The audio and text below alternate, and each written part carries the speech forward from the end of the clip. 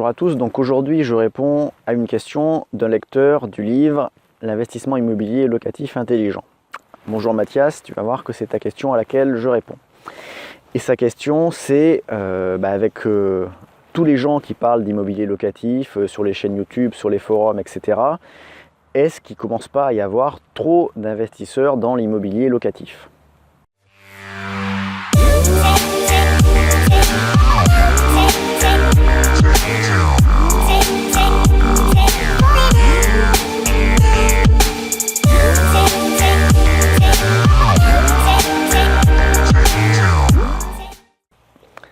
Alors c'est marrant que tu poses cette question parce que moi-même je me suis fait cette réflexion sur le fameux trop d'investisseurs en immobilier locatif. Et alors il y a deux éléments qui me rassurent. C'est-à-dire que déjà tous ces investisseurs qui se renseignent, ils sont loin de passer à l'action. J'ai un chiffre caractéristique, je vais vous poser une question. À votre avis, parmi tous les lecteurs de mon livre, donc ils sont quand même des lecteurs qui se renseignent de façon assez poussée dans l'investissement immobilier locatif, puisqu'on n'a pas forcément que des éléments pour débutants dans ce livre-là. Combien il y en a qui s'inscrivent, quel pourcentage s'inscrit sur le groupe Facebook d'entraide que je propose, sachant que ce groupe Facebook, c'est un accès complètement gratuit. Le seul prérequis, c'est justement d'être un lecteur du livre pour pas passer notre temps à répéter le même b.a.-ba aux purs débutants. Donc, vous allez me dire, s'il dit ça, c'est qu'il n'y en a pas beaucoup, il y en a peut-être 20%. Non, il y en a 4%, c'est moins de 4%.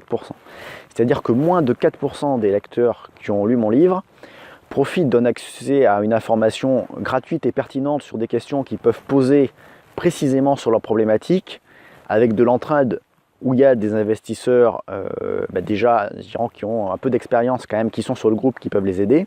Il y a moi-même qui passe gratuitement quelquefois leur donner des conseils. Et donc il n'y a que 4% des lecteurs du livre qui vont jusqu'à en profiter. Donc je pense que parmi tous ces investisseurs qui se renseignent, il y en a beaucoup qui se renseignent, que ça fait rêver, etc. Mais il n'y en a peut-être pas tant que ça qui passent à l'action en termes de proportion.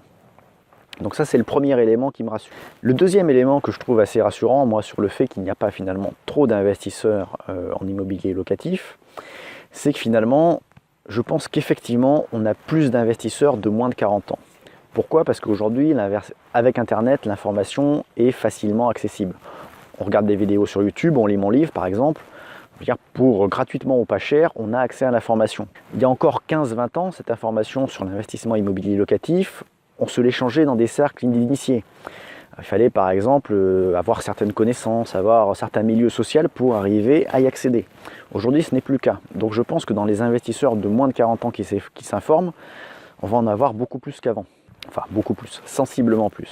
Par contre, des investisseurs de plus de 40 ans qui ne vont pas tant que ça traîner sur Internet ou voir des vidéos YouTube, finalement, ça, il n'y en a pas plus qu'avant. Donc ça fait quand même sur le marché immobilier dans son ensemble une belle partie de ceux qui ont du pouvoir d'achat.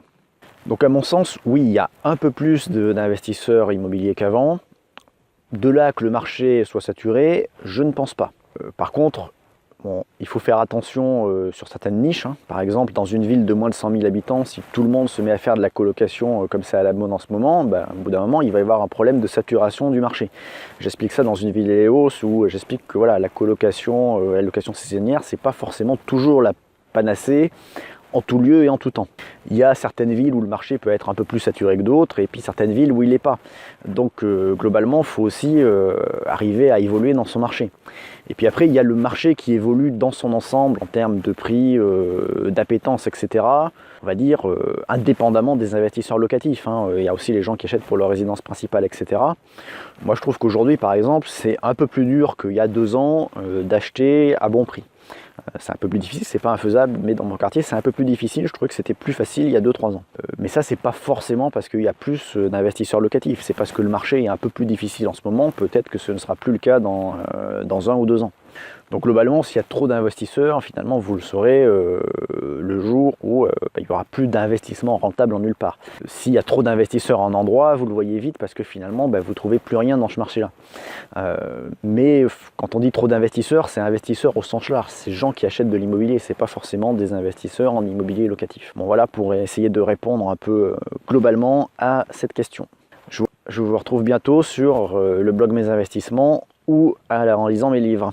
Si vous avez aimé cette vidéo, je vous invite comme d'habitude à cliquer sur le petit j'aime en bas et puis si ce n'est pas fait, à vous abonner à la chaîne. À bientôt.